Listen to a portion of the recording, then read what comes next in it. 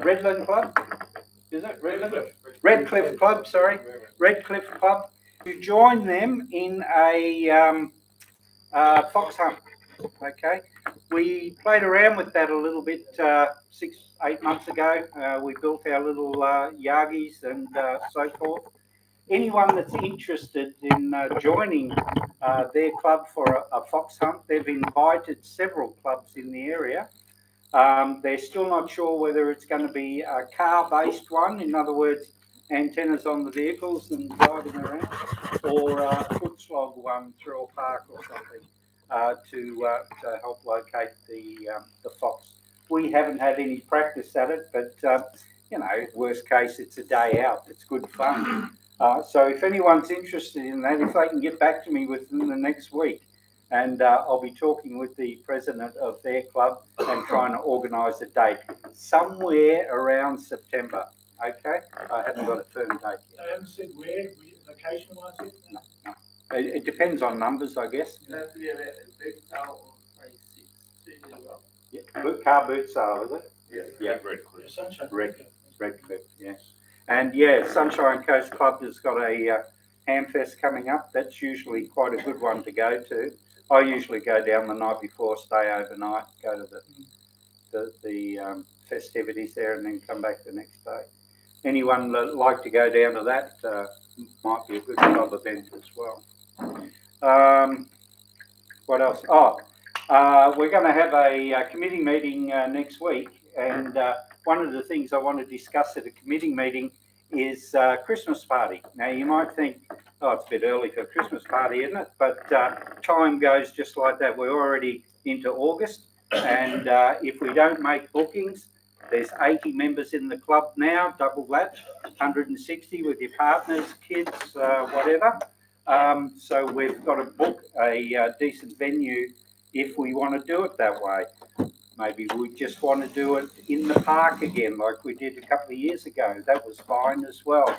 So let me know. I've sent out an email to you all. Get back to me what your preferences are. If you'd like to attend, what you would like to do, go to a club somewhere or do it in the park, under the trees, whatever. Just let me know. It's for you guys, you know, and your families. So it's not really the committee to say this is what we're going to do. You tell us what you want, you know. All right, so I think that's all I had to talk about. Colin just wants to reiterate a little bit about the contests coming up in the near future. We've got one coming up. Talk to Jeff first, he said. Oh, Jeff first, okay. We just recently had a Bunnings barbecue at Capella Bar, was it? Yes, and apparently the take was one of the best that we've ever had. So I'll throw it over to Jeff to say a few words. Yeah, just quickly, there was with cash sales, each time we have it now, the credit sales are higher and the cash ones are going lower, which is good. So we had $986.90 worth of cash sales, $1,641 worth of credit card sales. We had to pay $31.30 out of that to the Square Reader. They charge us 1.something%. Anyhow, so we had total sales of $2,596, and we had expenses of $829.44. So the end result was a profit of $1,767 and 16 cents. And the extra dollar that Bunnings now on the sausage, you know, $2.50, $3.50 makes it worthwhile. So good effort. I don't know if George is here tonight, is he? No, it's a good thing the committee went there. Yeah. He's gone away on holiday. Okay, thanks, Jeff. And on behalf of the club, I'd like to thank everybody that took part in the sausage sizzle. As you can see, it is a major part of our fundraising through the year, and that was a brilliant effort. The weather was on their side, I guess, and sales continued throughout the day. Thank you very much for that, fellas. Okay, Colin? Yeah, so we're doing the International Lighthouse Lightship Day again. Weekend, but we're doing the Saturday, and we're going to meet at the museum here. Well, I guess this is where everything is now. So What date was it again, Colin? It's the 19th of this month. So we're meeting here to pick up the gear at about 7 o'clock, and the event will start at 10 o'clock. And just go on until we've all had dinner, basically. Usually fades away around about 4 or 5 o'clock. We'll just be on SSB this time, although in the future I would like to have a go at CW as well. I think that's an important one. It's an annual one for the club. The club's done it for years, so it's good to keep that tradition going. So, big invitation to everybody to come along at some point, and hopefully some of you have a go at operating as well. It's good fun. There's no pressure. It's not a competition. But my plan is to actually do some logging just for the practice. It's an area that we definitely need some practice. That's it, guys. Thank you. Okay, thanks, Colin. As Colin mentioned, it's not a contest as such, so it's a fantastic opportunity if you haven't done it before to get the practice in. Sit down, plug the radio, do the logging, etc., etc. Now, we don't know how to do the logging, so at great expense to the club, we've flown in Diane here. VK4, DI, Diane Main. And Diane is a contest manager for the WIA Shires contest. And now my committee member for DX as of Saturday. The Okay, OCDX. congratulations. The OM. Eh? The OM. Him? The old man. Him? Oh, he's fine. He's okay. Okay, so yeah, we'd like to welcome Diane down. Diane graciously volunteered her time to come down and give us a bit of a talk on contesting and so forth. We're still new at the game. We have a lot of fun at it, but Diane's pretty much an expert in it, so no. she can What, the drip under pressure? tell us where we're going wrong. So without further ado, Diane, it's all yours. Well, as Ralph said, my name's Diane, CK40I, and I was proposed last week to join the OCDX contest committee as well, which I thought was pretty amazing. I think I'm the first YL committee member they've ever had. So that's pretty incredible. So a little bit about what I'm talking about tonight, a little bit about me, probably a bit more about me. What is a contest? Why do we contest? Tools, contest logging and pitfalls, how to make an accurate QSO, antennas, what works best, what radio should I use, why do some people win often, operating skills, what do I do when the contest is finished, the Cabrillo example, and you guys are going to find out before anybody else does, the WA contest champion rules have been revised, and as of January next year, they will be substantially different for the multi-op sections only. So I was on the committee that did that. So a little bit about me. Who am I? Well, I've got 3 call signs, VK40I, VK4HH, and Alpha Golf 5, Juliet India, which if any of you know, that's a US extra call. I'm a very keen contester and DX operator. Bill, VK4ZD, and I were introduced to contesting in 1979 by Bill, VK6AS, Silent Key. Lots of stories I could talk about that guy, but you need about 3 whiskies to start off with. We've won many contests over the years as single operators or in a multi-op scenario. And as I said, I'm the current VK Shires contest manager, and I'm in the number 2 spot for the contest champions list for 2022, which has taken me up 3 from last year, I think. I was first licensed in Kalgoorlie in 1978 as VK6 November Golf Quebec. Never goes quiet. 19 people sat the exam and 1 person passed all 3 exams. She was 7 months pregnant and it was me. Bill had already obtained the VK6 NDZ 6 months earlier. I only did the course initially to make sure Bill had the course notes. Long story short, he was always going to get his ticket. I heard there was a course going at the technical college. Newly married, he did what he was told and went and enrolled. And I enrolled to make sure that he did it. And we both got licenses. So that's the way it happened. I upgraded in 1980 to the limited license and got VK6ZYL. I also had a second child. And Bill did the full upgrade to VK6ZX prior to that. I then obtained VK6KYL when the intermediate licence was introduced. We contested in VK6 as VK6 Sierra Zulu, sloppy zebras, slosh Zulus, I don't know, whatever we used to call ourselves, from 79 to 2003, were the first Kalgoorlie Scouts in the RD and won. We operated VK6SZ for Jota for 25 years at the first Kalgoorlie Scout Hall for the Goldfields District Scouts and Guides, and we were both recognised by Scouts of WA. We were appointed invigilators for the old WA exam back then. We moved to VK4 in 2004, and I obtained VK4 KYL, which I had to extract from a gentleman. I obtained VK4HH and then VK4DI once the CQ requirement was dropped. So we still do Jota. We've done it for many years with the Gat and Girl Guides. Because we're on 5 acres, they come out and camp at our place. They self-look after themselves. Bill and I just plonk them on the radio. In 2017, I decided that I'd challenge myself as being past 60, and I decided I'd try the US exams, and I passed them all in one sitting at Wyong, and I'm a US extra and an ORRLVE. That's a volunteer examiner. Bill's also a US general and also a volunteer examiner. We both have Certificate 4 of Workplace Assessing and Training. I was a registered nurse and midwife in Kalgoorlie for over 12 years. Had to give that up due to ill health. And I've been working in IT since 1984. Currently, I run my own company, selling and supporting high-quality antivirus programs to end users and resellers in Australia, New Zealand, Oceania.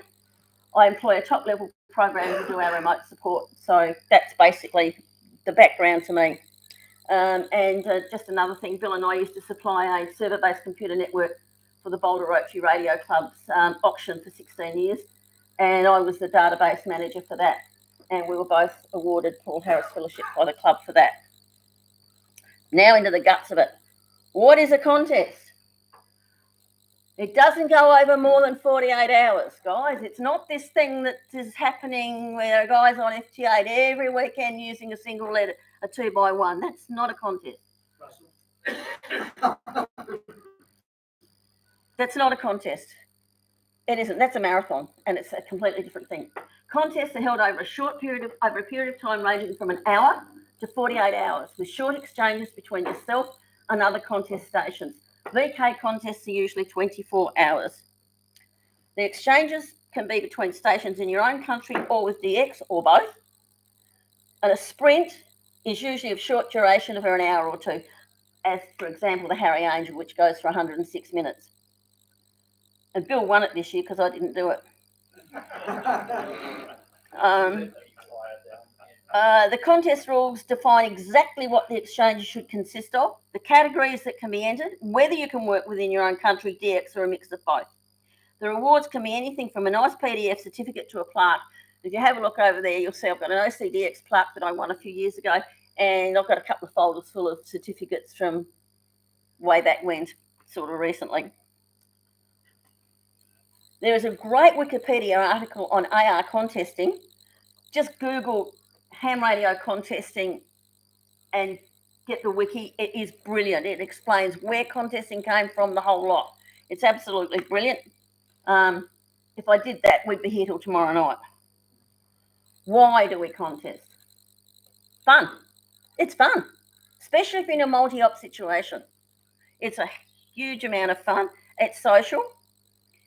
And a multi-op station can be used as a teaching tool for new operators. So you can have somebody sitting next to you and they can be learning while you're doing it. You can work the rare DX stations that aren't always active, because there's a lot of them come out for like the WPX or the IOTA. They really, stick their heads up, and you can work some great stations then. It builds up your listening skills. Working rapid fire contesting is great training for working DX pile-ups. So if you're trying to work an SSB DX pile-up and every man and his dog, including the Japanese and the Indonesians, are calling, and you've been used to contesting, it will allow you to pick those calls up much more easily because your brain gets more attuned to it. So even if you're planning a special event or a SOTA or a POTA, you'll have been training yourself to pick up the QRP or weak signals. And it gives you you need to understand how propagation works, and there are online tools that will help you see the grey line and, all those things. We use a program called W6EL Prop. It's pretty old, but it does give you you put in your K, what is it, K, your SFI, your sunspot numbers, a couple of other things, and then it will tell you what band should be open when or where, but it's never gospel. And remember, use it or lose it. As much as people whinge about contesting, it keeps the bands active. The amount of people that whinge and complain when the contests are on, the bands are full. Yeah, the bands are full. That's what we want. We want the bands to be full so we don't lose them. And it can also give you more context for DXCC and other awards, e.g. the IOTA award, the WPX award, which is, worked all prefixes, the worked all states in the US, and the grid squared, etc. So you can get all of those by getting in and contesting. So the tools, preparation. Don't leap to the last minute. Plan at least a month or so out from the contest. Now, Alan, VK4, I printed mine out, and this goes up on our wall. Alan, VK4SN, prints a contest calendar on his website, and the WAA prints it in AR in November. Now, if you get the digital version, you can just print those 2 pages out. And if you have a look at mine, it's got circles and highlighter on the contests that we want to go in. You'll notice none of them with us will be CW.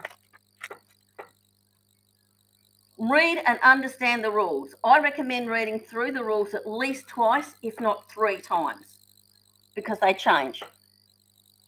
They change each year, or they can change. And as we all know, COVID-19 threw everything out the window with contesting. And each contest has different rules for exchanges. You need to clearly and correctly understand the exchange for the contest you're in. It may be a serial number. It may be your age if you're working one of the Japanese contests. It's the number of years if you're in the RD. It's the number of years you have been licensed. And if there's more than one person operating that station, you take the number of years of the person that's been licensed the longest. In our case, it doesn't matter. It's 45 years, whatever. But that's the other thing. Or it can be your CQ zone. Run the maximum power that your license allows, unless it's a QRP contest, or you're going in a QRP section. Be aware, and this is the thing that some people don't understand, you can only use one call sign in the contest. Operating the club station and then going home and entering as a single op is not allowed. The reason is that if your club wins a multi-op section, like you would have done for John Moyle, and one of you guys goes home and then wins the single op section, you can't get contest championship points for both. So you can only put your single op log in as a check log. And the reason for that is it helps validate the other station's contacts and reduces the workload of the contest manager. I'll actually show you in a bit how the VK log checker works, because being an admin, I've got a login for it. Special event stations. They can go in the contest, but they have to be a check log and a check log only. They cannot win. The current LCD prohibits it anyway. All right, so check your equipment. I know one club that had an amplifier fail because they didn't test it, and that was in the last contest. I don't know how they went. Make sure all your transceivers, antennas, amps, and software work correctly in advance of the contest, preferably the week before. There's nothing worse than firing up the station only to discover something isn't working as expected. Test the logging software. We've been there when issues arise at the start of a contest. It's not distracting, it's a downright nightmare. And it interferes with the effectiveness. It gets you in the wrong mindset. Oh, the computer's not working. Oh, the transceiver's not working. What's happened to the antenna? You want all that garbage done beforehand. And Use a good headset and foot switch. Keep these guys free for logging or for picking up your coffee. Don't, you know, as I said, I've got some hot headsets over there. Print the rules out and use a highlighter to choose what suits the mode and category you want. I've actually got an example in the next slide. When you plan a multi-op station, make a roster with times, bands and operators well in advance. And if you've got a good SSB or CW op, use them wisely. Plan the times that it's going to be busy to use the guys that are really good in either section. If somebody's no good at CW, don't put him on CW. Put him on SSB. If somebody's good on SSB, don't put it, you know, make sure you use your people wisely. Make sure all the operators are familiar with the equipment and the logging software. Don't leave it until the day before or the day of the contest. Each operator needs to be well prepared and not just turn up on the day and say, oh, I've come to give a hand. That doesn't work. All that does is cause whoever's in charge to have to do other things and take valuable time away from actually operating in the contest. Make sure your PC's time is accurate. The contest logging programs calculate UTC from the PC's date and time. So when you're setting your software up for logging, it'll ask what you are. Now here, of course, we're 10 hours. Minus 10, isn't it? Yeah, minus 10. So we're UTC minus 10, and that's what you set your software up for, and it will automatically log it correctly. So don't fiddle around thinking you've got to set your log to UTC. You have to set your computer to UTC. The opposite. You got to have your computer correct For our time. And check your audio is not studio quality. Now, I know there's guys out there who have equalizers and you know what. That's fabulous for day-to-day contact. Contesting needs something else. Contesting needs the highs, more punch. What you want is punchy audio. We've got a Flex 6600. It's got two settings on it. And we switch between whichever one of us is operating because I need more lows and Bill needs more highs. And you can actually tell the difference. I mean, we don't sound anything alike. Thank God. So a lot of radios also, you need to make sure that you've got some compression, you know, an adequate amount of compression. And the other thing you can do is when you're setting up, get someone to listen on one of the many Kiwi SDRs to monitor your audio quality. There's one in VK5 and one in VK2. Somebody told us we had shitty audio, and we checked on the SDA, and yes, it was. We actually, at that stage, had a bias issue on the amplifier, and Bill would transmit for 5 minutes, and then the whole thing would go to hell in a handbag. So, you know, you don't make an assumption. All right, this is what I do. So you can see here, I've got the start time. I've got what bands are being used, what the points are. It's made up of the blocks, how you're allowed to do it, finish time, and multi-transmitter. So just do that. Just print out the rules. I had it in a, this is in Word, so I just highlighted it. You know, you can either print it out and use a standard old-fashioned highlighter or get smart. Right, pitfalls. This is the biggest issue for contest managers worldwide. Never, ever use a standard logger. I don't care how good you like HRD, QRZ log, log4OM, DXLab suites, RumLog for Mac, and there's another Mac Logger DX, I think is the other one. They don't work. They do not convert to Cabrillo. They don't track the context. They don't export to Cabrillo. And if you use one of them, you'll become disillusioned with contesting.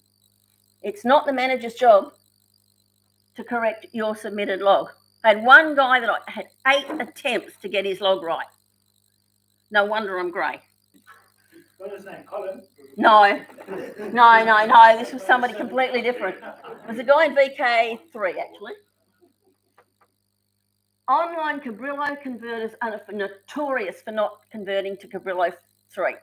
Some will go to Cabrillo 2. Some will just completely screw up whatever you try to put in it. So go for a dedicated contest logger. Ditch the paper log. Another big issue, I had a guy who hand wrote everything, then put it into his log post contest, only about 20 contacts. He didn't edit, he didn't put the right times in. No matches came up. His log was useless. Who was that, DCM? No, I can't remember who it was. No, I can't remember who it was. It was last year sometime.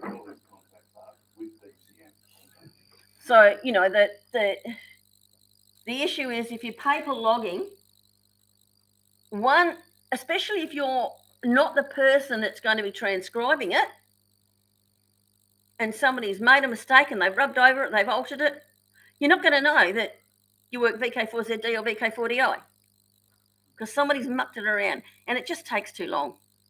It takes away your concentration. Oh, only use a dedicated contest logger. The contest log can be exported as an ADIF. So because it's an ADIF, you can import it into HRD, DXLab, whoever. You can import that ADIF file into your normal log. So don't think that you can't quite do it the other way. VKCL still works for some contests, but the drawback is that it can no longer be upgraded, as Mike has passed on. His family has not released the rights to do anything with it. And from what I understand from the guys that looked at the programming, it's spaghetti junction. So, and it's really only suitable for single operators. If you're going to use it in something like the VK Shires, you have to follow the instructions on the website, WIA website, saying how to import the new database 3 file. There's instructions on how to import the DB3 file that has the correct Shire IDs. If you don't do that, it'll never work. So realistically, it was great in its day. Bill and I learnt on this. It was only in the last 3 years that we've actually gone over to using N1MM all the time. N1MM. The beauty of it is that it's supported by multiple programmers from many countries, including, I think, 3 guys in Australia, some in VK6, I believe. It's easy to use. We'll give you a quick demo of it afterwards. I've set it up for the RD here. There are other contest loggers out there, but they often don't have the VK-specific contest in them. And this is going to be your issue. I found a really good Mac contest logger the other day, but it doesn't have anything for Australia in it. And if somebody wants it to work in a VK contest, they're going to actually have to contact the guy and get him to do the programming. So there's not enough interest in VK contests outside of the OCDX for that to happen. Now, Alan VK4SN has written the UDCs, the user-defined contest files, for the majority of your VK contests. Laurie VK4LJ has also helped to fix up a couple of bugs. If you go to Alan's website, it's https vk4sn.com/contest/n1mmvk, and all the instructions are on there. What to do, how to do it. Print it out, do whatever, but follow that because it just works. Now, why do contest managers want the logs uploaded in a specific way? In a nutshell, the vklogchecker.com website does an automatic cross-checking of logs. And if they don't match, points are lost to both stations. So if you gave me the wrong information or I copied the wrong information, we both lose points. The log checking is taken from an international standard used by the ARRL, etc., etc. A clear example was when a club decided to change their Shire ID in the DK Shires contest. The contest rules state a specific exchange. You cannot change it, as the log checking program conforms to the current rules. It just goes in and says, no, invalid contact. That's it, you're done. Now, I'm just going to go to the VK Log Checker website. I wish I'd brought my mouse with me, but I didn't.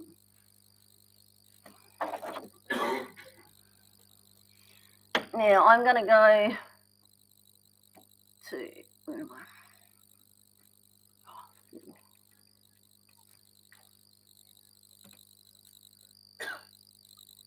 active link, you just click on it. Yeah, I've got it here, Bill. So here you can see these are the results. Nothing up there. What? Oh, it should be. You have to minimise that. Oh, fiddle.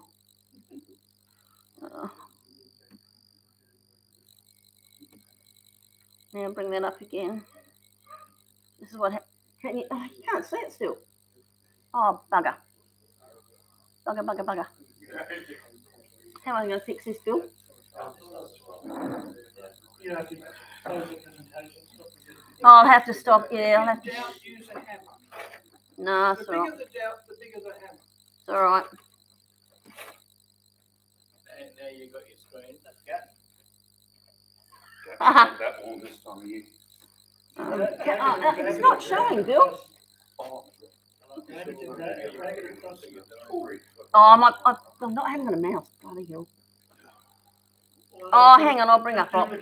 No, I've got a better way of doing it.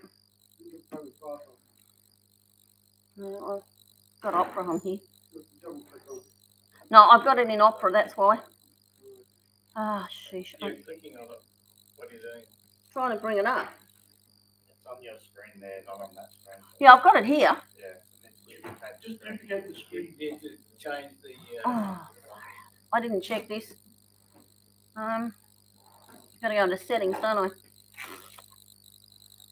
And this is a night. Well, anyway, light. What I'll do later, if anybody wants to have a look, I'll bring it up and show you. I think that's probably the easiest way. It's a nuisance. That's my fault, nobody else's. I didn't. Oh, I know. It's normally Russell's. You're the expert. No, it's all right. So we just keep. All right, let's start again. I'm not normally this disorganised, but there we go. Go down to. I'll if you want to have a look, I can do it up here afterwards.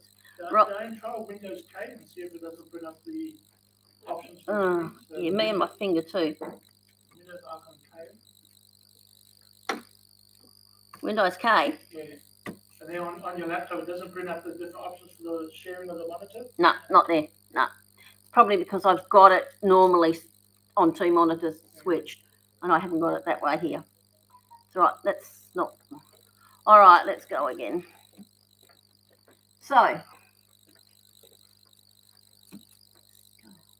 right, how to make an accurate QSO.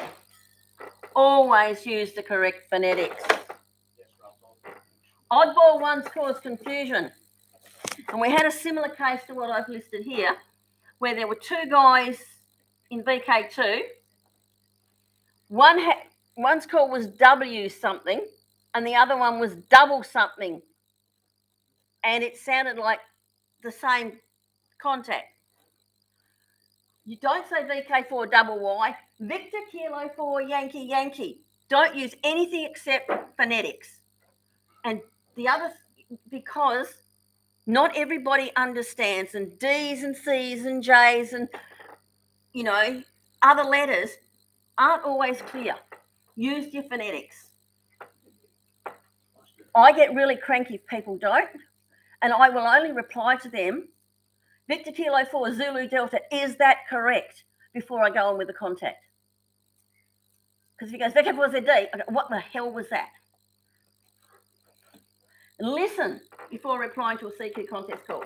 Nothing's more frustrating than being asked what's your call after having given it multiple times in a CQ contest call. For example, I will call CQ contest VK4DI, CQ contest VK4DI, CQ contest VK4DI. Let go of the microphone. Then somebody goes, this is VK4ZD 59001. What was the call? Can you imagine how frustrating that is? Especially if you're in a big contest like one of the US contests, and some peanut comes back and says, what was your call again? I can say, oh, sorry, I missed one part of it. I've got VK4 Zulu. What was the last letter? That, you know, you can get away with that, but not, what was your call? And don't machine gun the call. Not, VK4 Zulu Delta. What was that? VK4 Zulu Delta. VK4 Zulu Delta. And there is one guy who does it. And I know who he is, and it drives me insane. And every time he does it, I go, is that you? Da, da, da, da, da. Yes, that's right. Please slow down. I notice he hasn't been in many contests recently. You want the station listening to you to get what you say the first time so that you don't waste time having to repeat. It's less efficient and it leads to logging errors such as incorrect calls and or exchanges. You must enunciate clearly. You're better off taking a longer time to say something than machine gunning it because you'll get the contact. Yeah. Can I buy into your discussion here? I noticed that yes, there's a phonetic list. There's 3 columns. One of them is how to say it. We don't teach that because we are English. But you understand where I'm going with Yeah, I mean, look, a lot of contestants, like if you're talking to the Japanese, you say Zanzibar, not Zulu. You can do that. But what I'm talking about is somebody who goes, and a classic example, VK4 sugar, VK2 sugar radio, VK2 simply sensational radio. Silly rabbit, I call him, but anyway. So, but that's it. Just use phonetics. Don't use dumb phonetics. Don't use silly phonetics. Use acceptable phonetics. You know, golf in Germany and Zanzibar and Zulu you can get away with.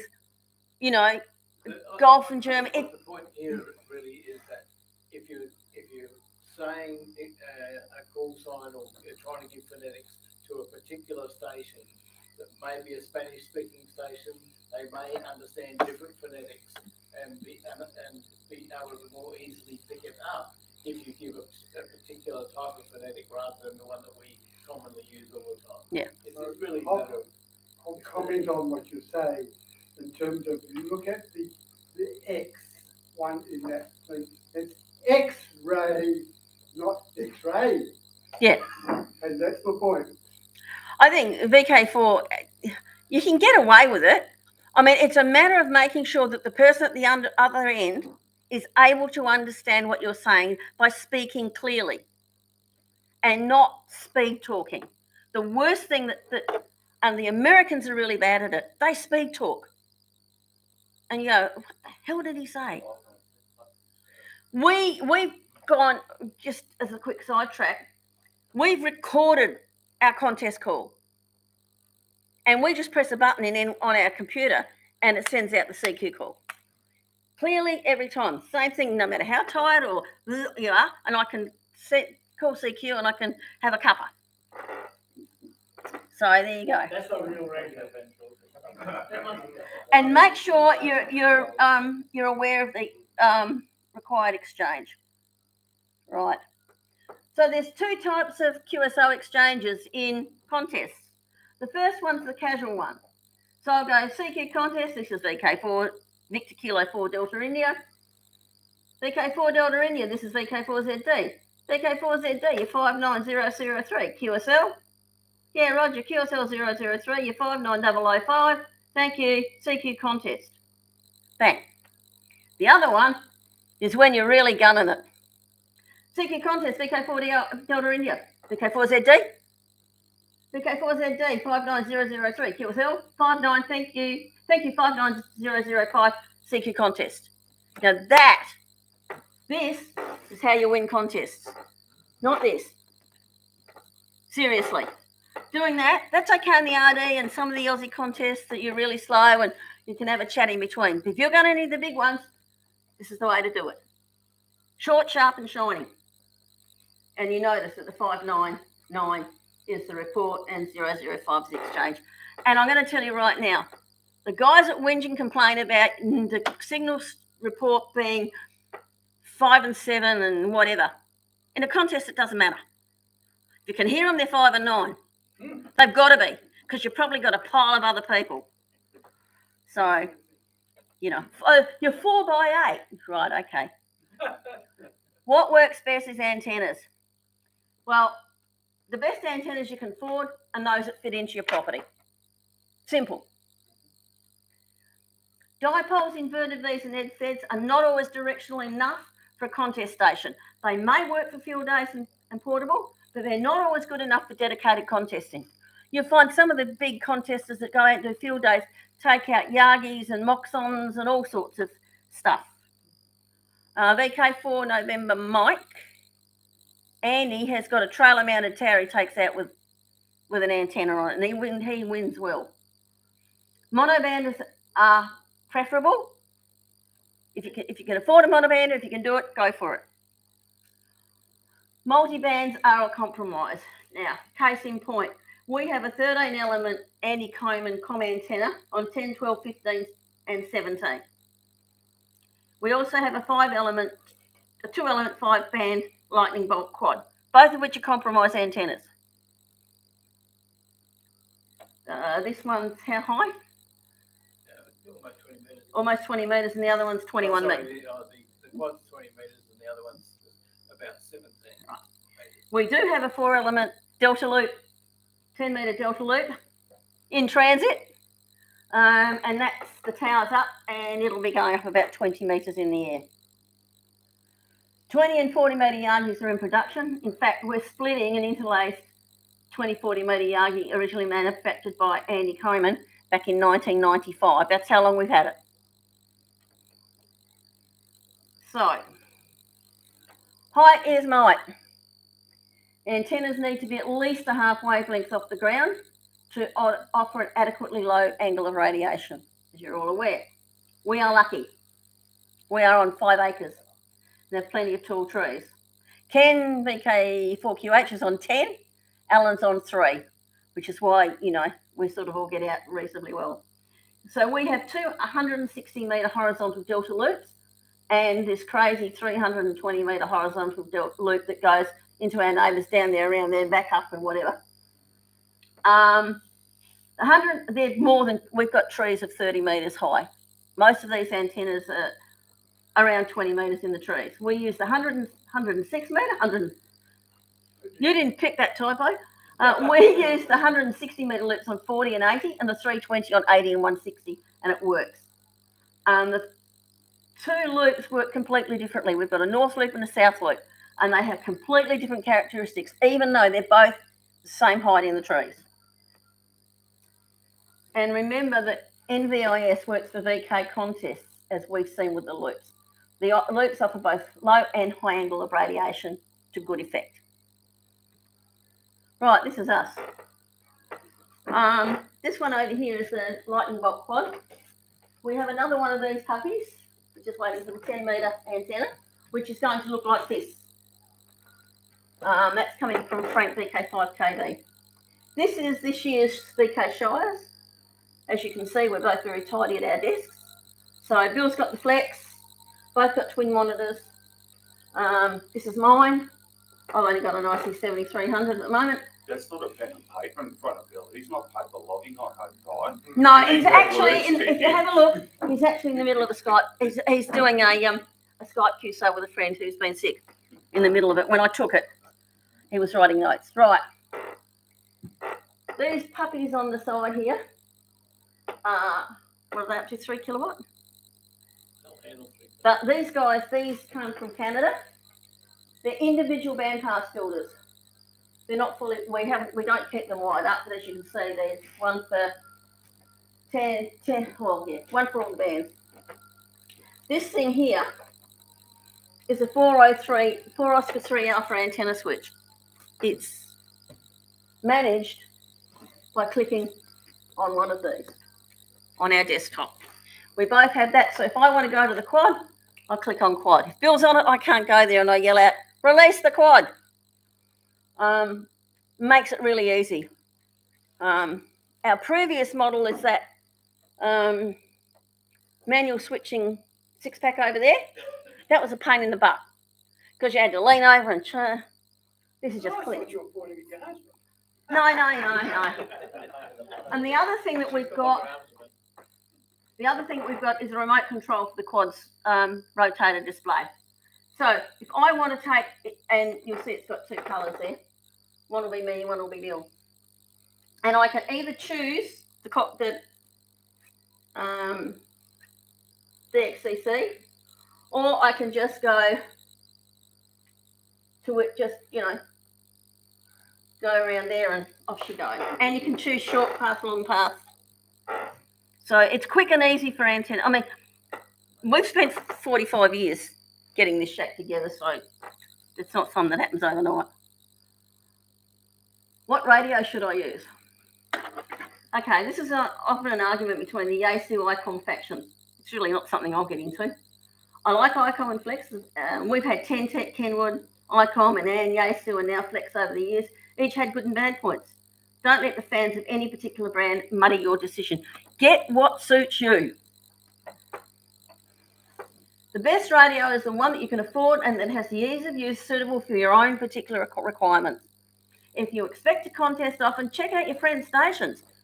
You know, go out and see what they're running and see whether you like the radio that they're using or whatever. You know, as I said, the Flex 6600 SDR is our primary radio with the ICOM 7300 as mine. I've got an SPE 1.3 KFA and Bill's got an RF kit amp. Preferably use a radio that's got more than one VFO. Now, the old radio I had was an ICOM IC736 and I just used to go A, B on the buttons. Do a search and pounce. Oh, no, there's nothing there. Go back and call. So if you've got something with more than one VFO, you can do that. And that maximises your chances. And you don't lose your frequency. Why do some people win often? Preparation. Test your equipment. Know the rules. Plan who does what in a multi-op scenario. He who fails to plan plans to fail. Isn't that what they say? Use the best radio that you can afford that suits your needs.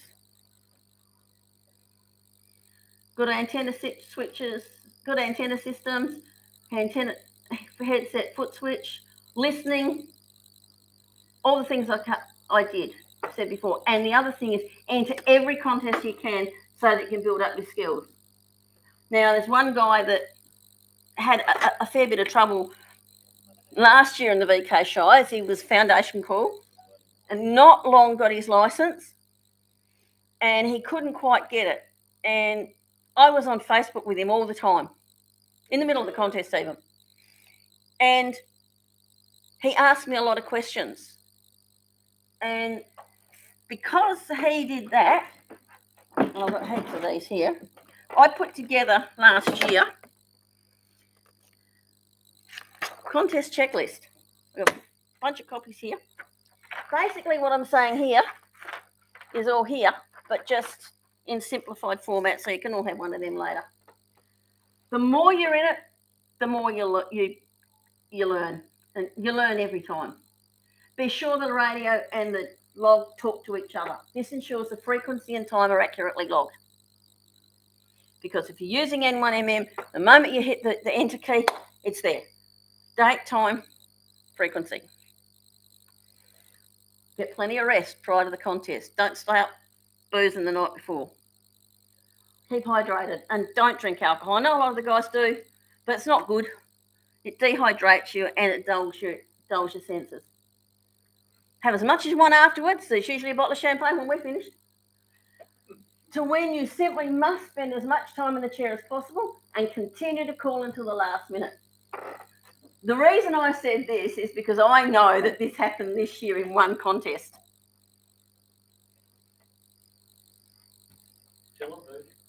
Alan VK4SN finished 10 minutes before the Trans-Tasman. He was way ahead of Catherine VK7 Charlie. In that last 10 minutes, she overtook him. And he was like, oh, why did I stop? Well, Alan, you know. Run full legal power if possible and make sure you have a clean signal. Big thing to do. Make sure you've got a clean signal. We, as I said, have got Ken, VK4QH or VK4J, VJ4T, Alan 4SN in close proximity like this. We're here, Ken's a couple of streets away and Alan's over here. Yeah. And we all work without interfering with each other. We will see a big signal. Go, oh, hang on. Oh, yeah, that's Ken. I'll work him. Then go back. Easy, as I said, easy antenna switching is a must, especially for a multi-op station. You don't want to be unplugging and plugging and whatever. That's if you're doing, if you're doing more than one. And always submit your log, no matter how poorly you think you went. Well, you gave me an example of that earlier tonight. Log your own contacts and avoid unnecessary logging errors. Work dupes, it's easier than arguing about a contact. If somebody says, I've worked you and it's not in the log, say, look, I'll work you anyway and put them in. Because one of those contacts might not have been there. So what do I do when the contest's finished? Cabrillo 3 is the internationally recognised format for submitting logs. Modern contest logging programs output to Cabrillo 3. Export the log to Cabrillo 3, save it. Don't ever try to use ADIF. The log checker will reject it. Don't change any headings unless there's an obvious issue and you know the fix. That was an issue a couple of times with people using VKCL. They changed their headings and their logs went back 2 or 3 times to be corrected. The majority of the VK contests are now managed through vklogchecker.com. Submit the log. Make sure you check the file is correctly submitted. Once it's been properly submitted, you'll receive an email confirmation. If the server says there's an issue, read the description of the fault because it will tell you, correct it and resubmit. Why? It helps with log cross-checking and allows the contest manager to manage it more efficiently, and especially in the RD, it can boost your state's total. Oh, we don't want VK6 or 7 winning again. Convert the contest log to ADIF and then put it into your favourite logger. So, this is, I truncated our log for VK Shires, but this is what comes back as a confirmation email. So it says, thanks for submitting your log to the VK Shires. You've been entered into the VK multi-op and you're going. Now, if you wanted to go, you put in multi-op and you should have only been single op, you can change it and then resubmit it and it will override it. And you must make sure that you put in the operators. Whoever operated needs their name, their call sign in there. Now, this is the other thing we were talking about, the Peter Brown Trophy. Whoops. So the contest champion updates for fairer scoring across all contests and categories. We aimed for a simpler and fairer scoring, and in doing so, the use of the number of logs submitted per category was relinquished in favour of assigning points. So you know how for multi-op you had to have so many entries so you could get so many points? That's gone. The multi-operator station's points have been updated towards award those who sit on the radio the longest, and points are shared between the number of operators, i.e. if 2 operators participate within a multi-2 station and they win, then they're eligible for 200 points, 100 points each as they stay in the entire contest. So what we've done is the multi-2s and multi-1s have got a maximum of 200 points. The multi-3s, multi-multis have generally a minimum of 3 operators, so there's 300 points for that. So this is what we've done. We've done a whole bunch of, the 60 plus John Wheel field day categories have been rounded down to 6 because it was basically everyone won a prize. And the Ross Hull's been taken out. I think there are only half a dozen logs this year. It's just not. And special event stations, like we said, aren't eligible. So this is what you get if you're first place in a category for a single operator. If you're a multi-op, this is how it works. First place is 200 points divided by the number of operators. Second place, it's 150. So we've tried to make it more fair. So if you've got, 3 or 4 guys sitting here, instead of only getting 48 points each, you might be able to get more personal points allocated. I was going to run N1MM, but check out Alan's website. The OCDX is automatically included. Now, let's see if I can get this. It's only 20 bucks. Bloody hell. I've done all right,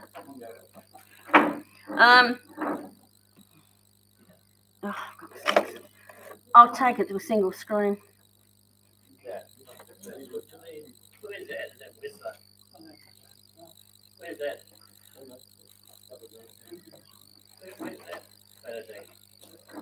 I don't know, it's just one from Microsoft. Phil, you're quicker than me. What do you want to do? Oh, I need to get into the display. Duplicate. No, I've got to take it off duplicate. It's already set for 2 monitors, that's why. It's not an extension. Yeah, you. Yeah. Yeah, yes. Oh, no, sorry. That's not what I wanted. Close it. I will. Wish I'd brought my mouse. Where is it? What do I do? Can't remember. Does anybody want a raffle ticket still? I don't. It's a display. Try and do this. Oh, somebody got more, somebody quicker at doing this than Bill. Marty, get up there. I just need somebody to just split the screen, take it back to one screen. Basically, I run 2 monitors off this Normally it just duplicates screen. the screens, but we don't want that. Yeah, Oh, just swing around. I just can't. I'm tired, that's all. Oh, and I forgot my mouse. Sharon, no me. You got a monitor shortcut here? Okay. Oh, yeah, you should have a, Should be in display for monitors or something. I know I set it up ages ago. Yeah.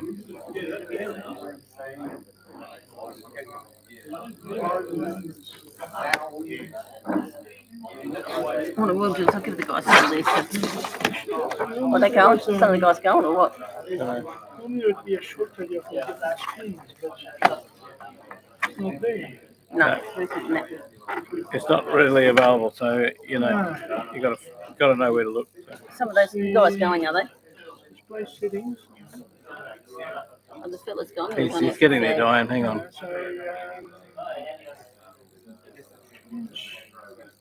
Set up multiple monitors.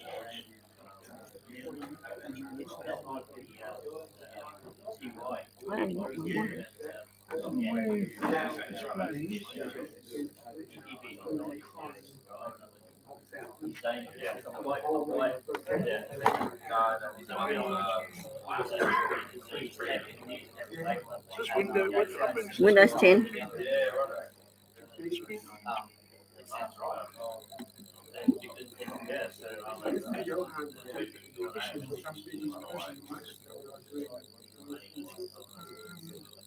No, you're not going to get it quickly. So they're losing it.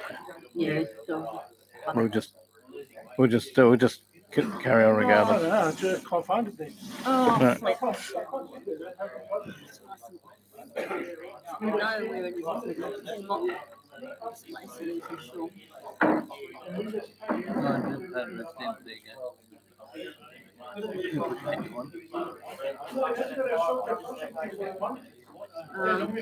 That should be it. Extend access multiple displays, extend these displays. Show only on one. Show on two. Show on two, yeah. There we go. Oh, Keep change. right. I can't see it on here now. Oh, can't you? It's, See how it says show only on two? Where is it? Show me, Bill. Show only on two. Oh, Fiddle. What happened? I know, you just changed it. Well, you're in my way. I can't see. Well, you just changed it, Diane. How did I do that?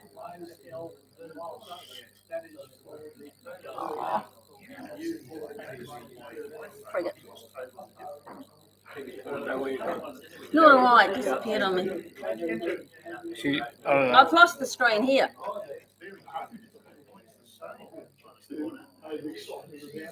Just close that X up the top. Close that. I don't know where you went to before to get it all. If I put in display, I put in monitors before. Duplicate and extend Where is it? Monitors. Keep going. Yeah, where is it? Can you point it at? Where, tell me where. IT, keep driving. Duplicate or extend, yeah. Can you do that? Can I can't. Where am I? Bring down 2 or 3. Down arrow. What you do? Down arrow, like you told me to. No, Don, you didn't. Flip, I can't see it. It's too hard from here. I'll give you a hand, Tom. Can you see it? Yeah, I'll see it. I can't see it. Eyesight's not good enough.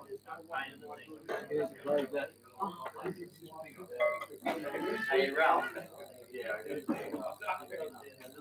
Sharp? Oh, Just sharp. scroll. There, thank you. Yes.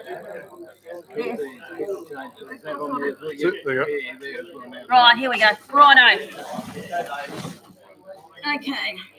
Bring up N1M. All right.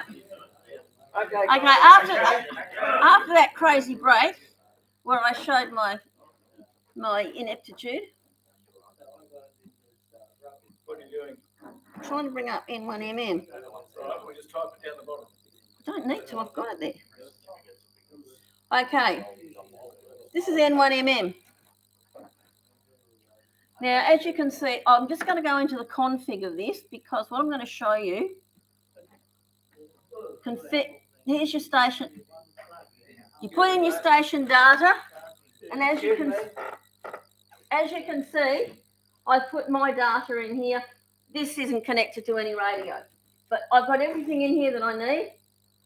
Now, you always put in ARRL DX for Australia because it's an American program, so they want all sorts of stuff for the ARRL section. So just put in DX, and you can put your other stuff in there. So I'll get rid of that now. When you're using N1MM and you set it up according to Alan's instructions, in the Australian contests, even though you've put in your Shire ID or your years operational in the RD, it will still only show serial numbers. So ignore the fact that it's a serial number. When it exports to Cabrillo, it will have it correct because of the way it's written. So what I'm going to do here is I'm just going to show you.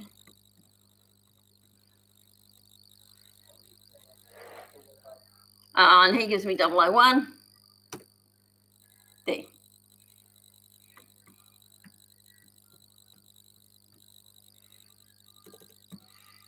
Right, so you can see where you're at. Nice and simple. You can also, there are things that you can look at. You can see, if you play around with it, you can see the multipliers you've worked. You can see one of the things we usually keep up is the score summary. So this will tell you what you're doing on whatever band. There's so many windows in here. If you go into view. So Diane, did you say this interfaces with the radio as well? Yes. So it runs to the radio or reads from the radio? Reads from the radio.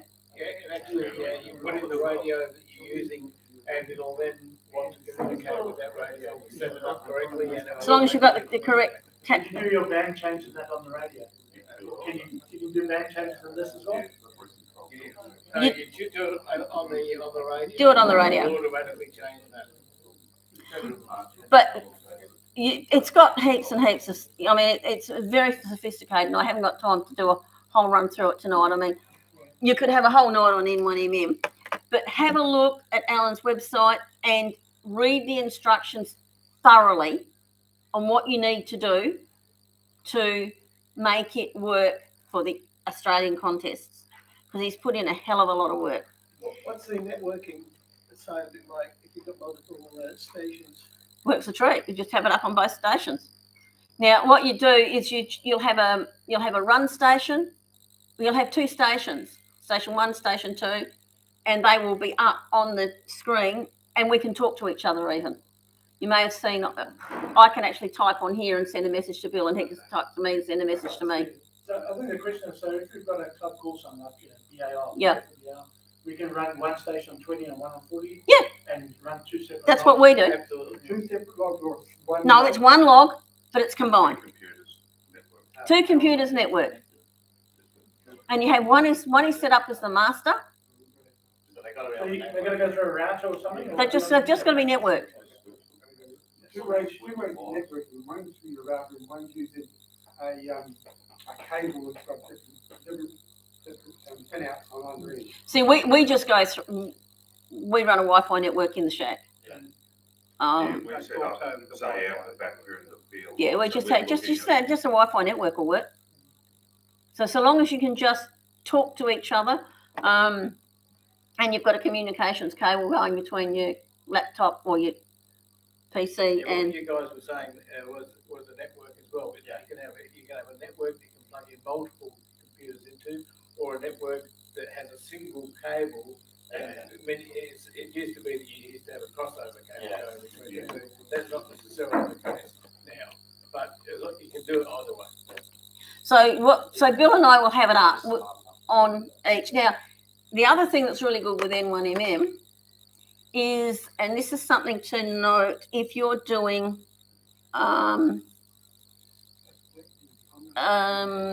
more than one operator. So say Bill decides to operate. So give me a call sign, guys. Be careful, DCF. He's very active. We all use that way. So, okay. So if I type, hang on. This is pretty important. If I type op on, do that. VK4 Delta Charlie Mike. Right? That will then log every contact that you make. And when the next operator comes in, you do op on and put the next person in.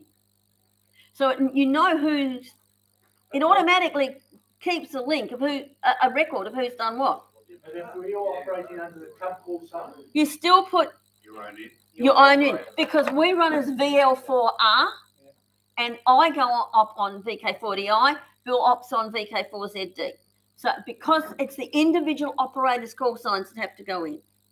So often in the contest, I use that is a thing called the station ID, which is the VAR, and there's an operator ID, which is the individual person. And often both need to be in the Cabrillo file. Is that what you're telling me? Yes. The Cabrillo, when it exports, will have the call sign of the club, and then it'll have operators, VK4ZD, VK4, whatever. It'll list the operators. If you've done the op on, it will list the operators. It'll do it for you. Oh, that's hard work, man. Don't play with the file if you don't know how to do the commands. Okay. Look, N1MM is extremely usable. It's very once you learn it, it's quite simple. What did I learn the other day? I mean, there's a couple of things. Anyway, If you've got to running two computers, will your numbers update? yes. Or okay, so you put in your first number might be 1, and then by the time you put your second one in, it might come up as 5. Well, probably won't, because generally in those contests, if you're running two stations, each station will have its own series of numbers. Okay. But you'll see them come in as different. Okay, and you can see. So what you'll see up here is you'll see the calls, and you'll see a different frequency, and then you'll see the number sent. And if there's more than one station, you'll see which radio did it, 1 or 2. Yeah, okay. I think part of this conversation is that often you'll call 1, you'll call 2, you'll call 3. Yeah. It comes down, but if you're using a multi. Yeah, but no. It runs the first station, 1 through. The other station, 1 through. Two separate numbers. Okay. So it's a separate sequence, but it will be for bands. So it will band. So if you are only working 20 meters, yep, all the 20 meter ones will go. So then you go to 40, it'll restart the numbers. But if somebody's worked 40 before, it'll pick up after that last number. So if somebody made 40 contacts on 40, and then you've gone off and worked 20 on 20, and then you came back to 40, it'll go 41. So it automatically logs the sequence for you. and it will sort itself out. If the people on the 20-meter radio, for some choose 40 meters as well, it will sort itself out as well. You would never ever do that. No, that do that. You wouldn't have two stations on the one band. Oh, I think I've seen that happen. Yeah, but like I said, always choose who's doing what and what radios to do. We sit down and I'll say to Bill, okay, what bands are you going to do? What bands am I going to do? So he said last time he wanted to do 20. I said, okay, I'll do 20. He said, okay. I said, I'll do 20 and 40. he did 80 and 160 or whatever, or we switch, you know, but because we've got smart switching, we can't use the wrong antennas. Okay, so it does seem more technical. Now, the thing I will do now that I've got this working, I'll quickly duck back into the VK log checker. Just while you're doing that. Yeah. like, with your little network, so we've set up at the footy field at the back. Mm-hmm. Does one of the computers need to be connected online, or can we run it as a standalone, non-connected So they're network? connected to each other, do they need to be on the internet? Doesn't it, we don't need to be on the internet? No, you don't need to be on. Yeah, you don't need to be You need to be on a Wi-Fi network or network With each other, but not- some kind Yeah. of network. They've just got to be networked. So, So then you don't need to- You don't want it to go out onto the internet, because the internet, no time it takes you to get the information off the internet, you could have done that call. and the only time you would run to the internet is if you're running N1MM and you're telnetting onto the band map for people to look for you, and that does work. But you can, there's all sorts of no, you don't have to. Okay, so I'm going into the show.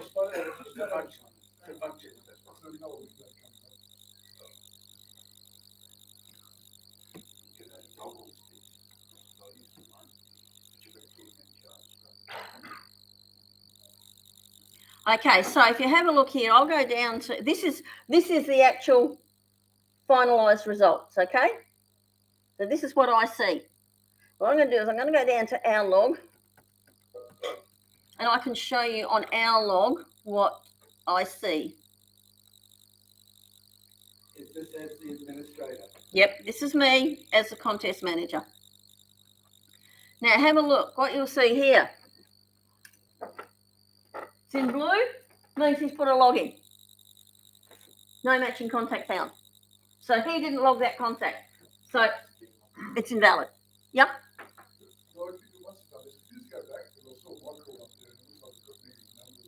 All right, yeah. Okay. Now you'll see that we've got one here. It's got VK4FJEG. Says unique received call. What do? I go to ACMA to confirm that it's a genuine call. Because sometimes people miscopy them. So if somebody else submits a log, obviously it doesn't match. But I decide that it's just to volunteer my time with Scott, and I don't submit a log. Is that going to Yeah. come back as a not? Yes. No matching contact? Yes. found? Yes. So it becomes absolutely essential that if I'm going to respond to somebody in the contest, You put in your log. I'm putting in a log. Yeah, even if it's only a check log. If you only made a dozen contacts, put it in as a check log. How critical is the rest of the information? Oh, this? Quite interesting, actually, because as you guys are probably aware, with the VK4BAR one, where they were wrong. See now, there's one duplicate, a dupe. So invalid, no points.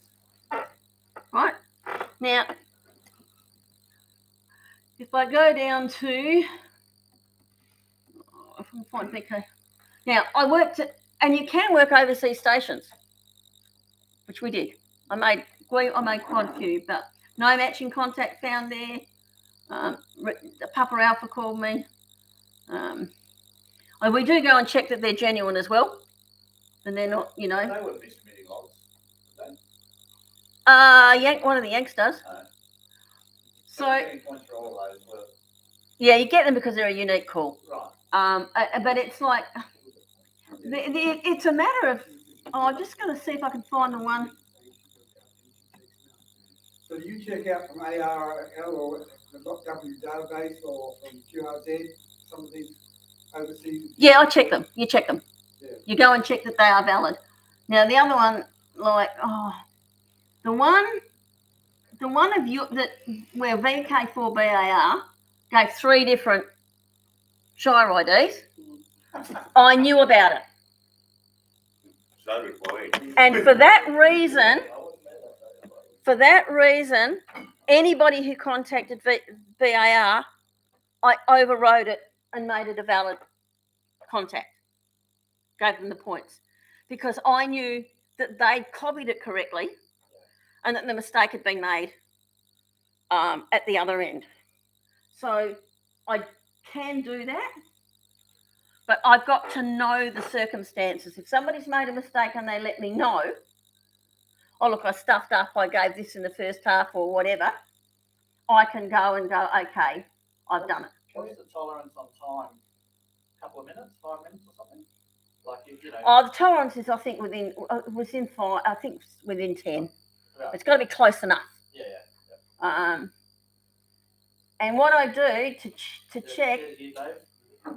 so as you can see, this, as I said, this is ours. We'll be right down the bottom. No, there you go. There's it. Now, see there, that was wrong. That was right. That one, the RS4 there was right. But because there was no log, I had to correct it. We had to get one right, guys? Yeah, that was after somebody said, I've just spoken to the manager, because he spoke to me across the room. Yeah, I remember that. He sits there and I sit here. And I said, no, there is an Excel spreadsheet. We know that now. It's been there for the last 5 years. Yeah, but the issue came about because we didn't take it from that spreadsheet, so we looked on the net, and there were 2, even 3 different ones. So we picked one, and then during the contest, someone told us, hey, you're using the wrong one. We rechecked, Yeah. and then we changed. It's all right. I got one guy in Canberra who gave AC instead of CT. So, you know, there was issues there. So that's what that... Hey? There's somebody here that heard of Pirate Station, VK4WIA. It's a wire, WYA. It's no WYA. It's not a Yankee Alpha. Yeah, it sounds like WYA. Yeah, well, that's where you get the phonetics coming in. Exactly. See, so if you have a look here, another one, no matching contact. Invalid. So the cross-checking is pretty critical, and the more logs that come in, the easier it is and the quicker the results come out. So did you, in the end, you entered our points in the end? No. Okay. I couldn't. It was completely and utterly impossible because somebody would have had to have sat down and entered them into either the VKCL or into N1MM and had all the dates, times, and exchanges correct. And because the ones I got in all had been changed to RS4, that completely invalidated the log.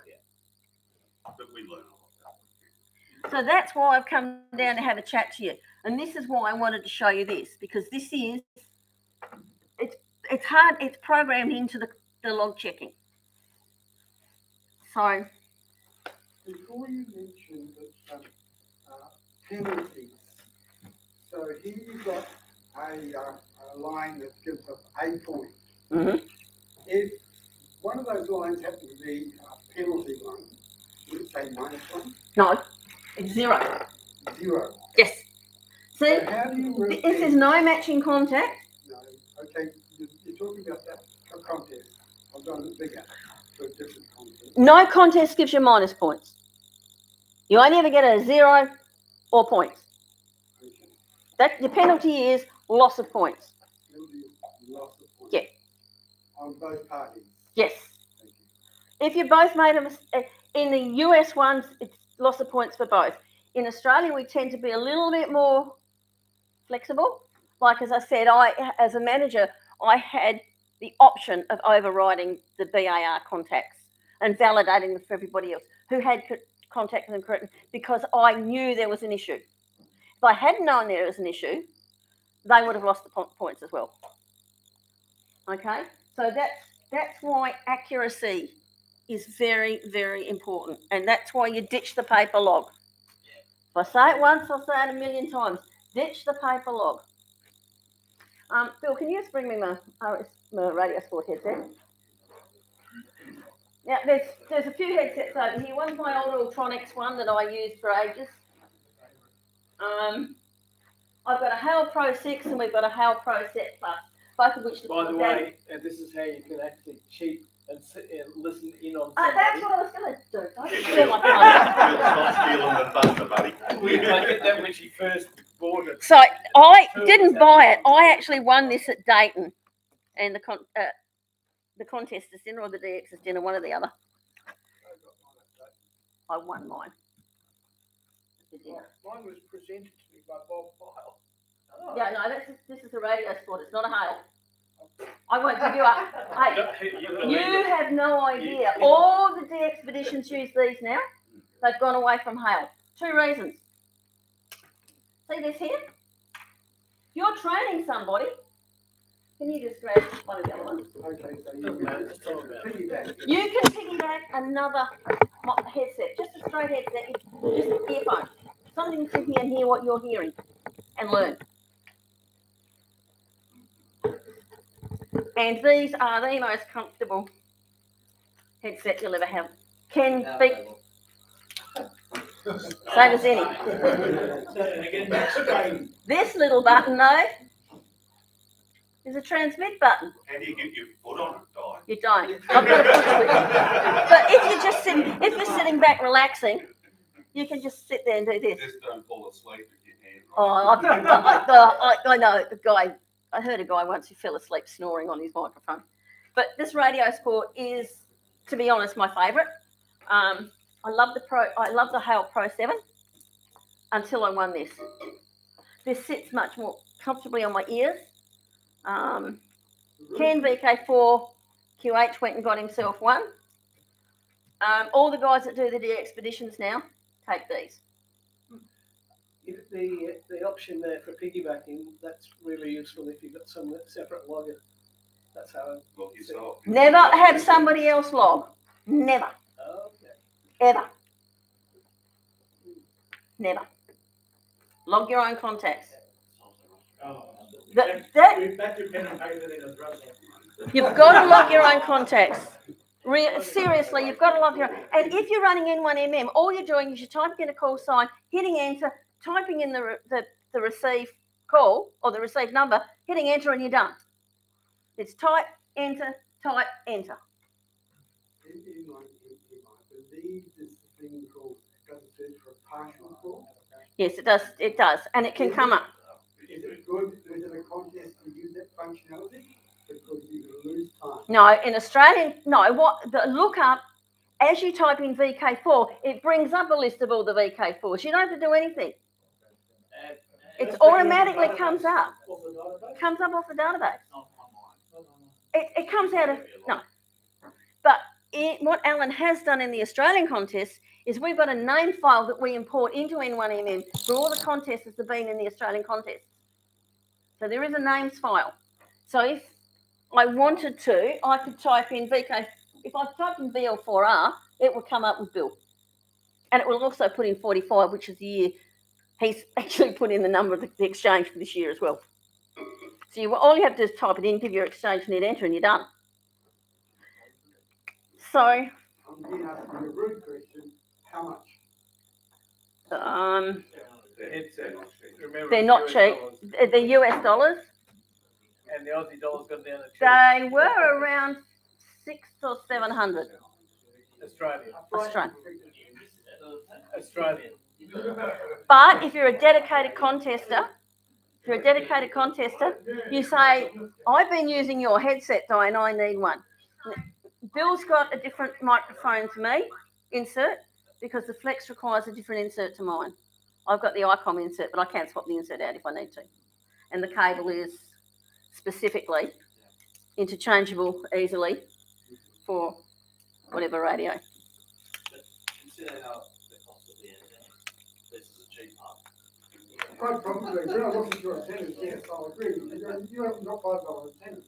But you have, we're running a Flex 6600 as well. That hurt my back pocket. Oh, well, The 6,000 is the one we're at the station. So anyway, so those are the sort of things that, make contesting fun, I guess. If you want to have a look at anything over there, I mean, I've got the manual switch there, which was what we used to use. It's still, we pulled it out and see, I've left the labels on it from when we pulled it out. So, is there any other questions? Situation with remotely operating. Remote operating. There are different rules in different places. I know that in the RD you can operate remote, but it's got to. I'm not sure that I haven't looked at the rules for the RD this year for remote operating, for logging in. But I will tell you, but contesting remote relies completely and utterly on your internet connection. If your internet connection isn't good enough to control that remote radio, you'll have that time lag. So And there are. if you talk about different countries, where the transmitter is located, it has to be considered the transmit location. Yeah, like if you're going G/VK4ZD and your actually transmitter is in England, then yeah, that's what you are. You're an English station. So, is there any other questions What or? about spotter or remote receiver? No, you can't remote receive. You can't remote receive. You cannot use SDRs to receive. That's cheating. It's got to come in all on the one. There were people that were caught using SDRs and they got disqualified. Wouldn't you be able to use one just in there as a pan adapter? No. No, because you're using someone else's equipment. You're not receiving it. No, your own SDR. Your own SDR in the same laptop. You just it's spreading the signal, sending it to your receiver and your SDR. But you display that information. So you got a pan adapter. You can see where. You can use a pan adapter, yes. Yeah. But you can't use a remote SDR. What about the names of the different meanings of those two, SDR and SDR? SDR, software defined radio, which is what a flex is. What about FTA? You can't use the internet, you can use an SDR local. I mean, this guy's asking about FTA. But what about FTA? So I see there was specific words in the slides on this FTA. I don't know if it was in the rules, somewhere that was talking about FTA and why FTA wasn't allowed. I'm just wondering, any thoughts on whether FTA will come into some of this training? They were looking at doing a digital only contest. FT8 is really probably too automated. There isn't much skill in using FT8. I can sit in front of my computer all night, watch a movie, and I've not seen him do it. He sits there and he works FT8, and he's watching a movie, and I just hear the computer going, and then all of a sudden they're talking, oh, do you want such and such? Right, he's on. Okay, hang on, give me the antenna, what frequency? And off we go. You know, FT8 isn't a contest. In that form, it's not a contesting. RTTY and CW are seen as the digital versions, and then you've got SSB, of course. But yeah. So, is there anything else you want to ask? Anything that I've confused you with, or? You've cleared up quite a few points. Appreciate that. Thank you. Well,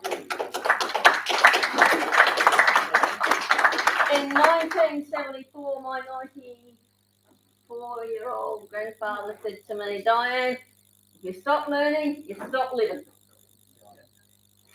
And for me, that's, I just put it back on the table. Yeah. And that's my motto for life. Doesn't matter how old you are, you can still learn. Never stop learning.